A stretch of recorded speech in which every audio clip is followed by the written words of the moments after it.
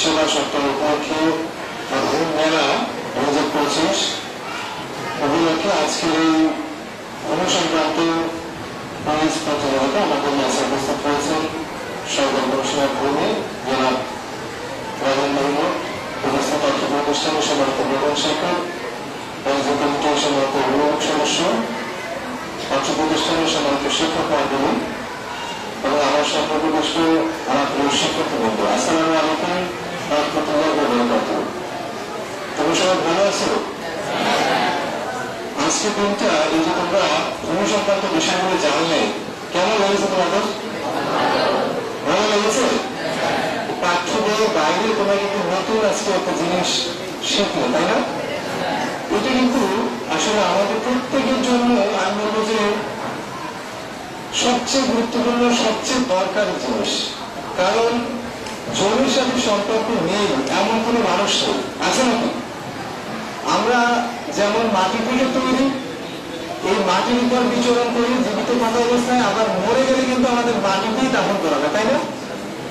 যদি আমরা অন্য ধর্মে থাকি তাও কিন্তু, যদি আমরা হিন্দু ধর্মের যারা আছে তাদেরকে যদি দাহ করে সেটা কিন্তু জমির উপরে করে, মাটির উপরে করে, তাই না? ঠিক না? সুতরাং মাটির সাথে আমাদের সম্পর্ক কিন্তু নিবিড় সম্পর্ক। কিন্তু পরিতাপের বিষয় হচ্ছে বা দুঃখের বিষয় হচ্ছে বাংলাদেশের অধিকাংশ মানুষ এই জমি সংক্রান্ত কাগজপত্র, দলিল এগুলো কিছু আমরা জানি না। না জানার কারণ হচ্ছে আমরা এটা জানার আগ্রহ নাই অথবা আমরা চেষ্টা করি না। তা আমরা চাই যে আমাদের শিক্ষার্থীরা, আমাদের ভবিষ্যতের যারা নাগরিক, যারা আগামী দিনে বাংলাদেশকে বিভিন্ন জায়গায় নেতৃত্ব দেবে, সেই নাগরিকরা সুনাগরিক হয়ে উঠবে, তারা সকল বিষয়ে পারদর্শী হবে। আমাদের প্রতিষ্ঠানের সম্মানিত প্রধান শিক্ষক সাহেব তিনি বলেছেন যে তারও আসলে এই বিষয় সম্পর্কে এতটা ভালো ধারণা নাই।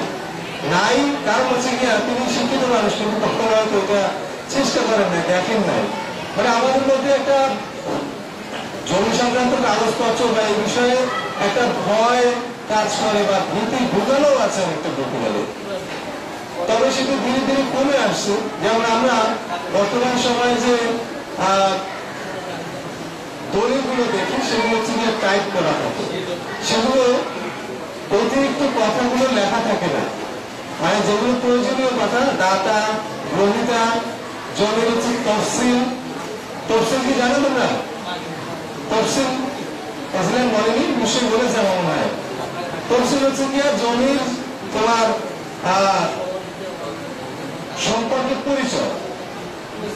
যে ধরো খতিয়ান নাম্বার 205, খতিয়ান বলেছে না? খতিয়ান কি? হ্যাঁ, খতিয়ান জমির অংশ না, খতিয়ান হচ্ছে গিয়া জমির পরিচয় এবং মালিকানা। মালিকানা হচ্ছে গিয়া খতিয়ান। যেমন হচ্ছে গিয়া একজন মানুষের তোমার ব্যাংকে যদি অ্যাকাউন্ট থাকে সেটাকে আমরা বলি কি ব্যাংক অ্যাকাউন্ট। তো তেমনি ভাবে এটাও খতিয়ানটা হচ্ছে কি একজন মানুষের একটা দলিল ইয়ার মতো, তোমার অ্যাকাউন্টের মতো। এটাকে আবার হোল্ডিং রূপান্তরিত হয়। তো এই যে ধরো জমির তফসিলের কথা বললাম, যে জমির তফসিল সেখানে হচ্ছে কি খতিয়ান উল্লেখ থাকে, দাগ উল্লেখ থাকে। সেই দাগগুলো কোন শ্রেণীর, যেমন নাল থাকতে পারে, সেটা যদি ভিটি হয় ভিটি থাকতে পারে, বাগান হতে পারে, ঠিক আছে? এরকম অনেকগুলো শ্রেণী আছে। তো বিষয় হচ্ছে যে একজন মানুষ যদি সেই খতিয়ান কি বলে দলিলটা যদি দেখে, তাহলে কিন্তু সে একটা সম্যক ধারণা পেতে পারে। এবং যেহেতু টাইপ করা, সেহেতু লেখায় অস্পষ্টতা নাই, বুঝতে সমস্যা হওয়ার কথা না। কিন্তু আমি যদি পুরোনো দিনে সেই দলিলগুলো দেখি, সিএস অথবা এসএ থেকে যেগুলো হয়েছে মানে ওই জমিগুলোর উপরে, সেগুলো এত দুর্বোধ্য ভাষায় লেখা। ভাষাটা যেমন দুর্বোধ্য, তেমনি হচ্ছে গিয়ে লেখাটাও দুর্বোধ্য। তোমরা গ্রিক রামসুকুর খানের নাম শুনেছ? ইতিহাসের বা আর্টসের যারা আছে তারা হয়তো জানতে পারো যে সেই উপাখ্যানটা আমরা যেভাবে বলি যে এটা খুব দুর্বোধ্য ভাষায় লেখা। তোমরা বাংলা ভাষায় চর্যাপদের নাম শুনেছ?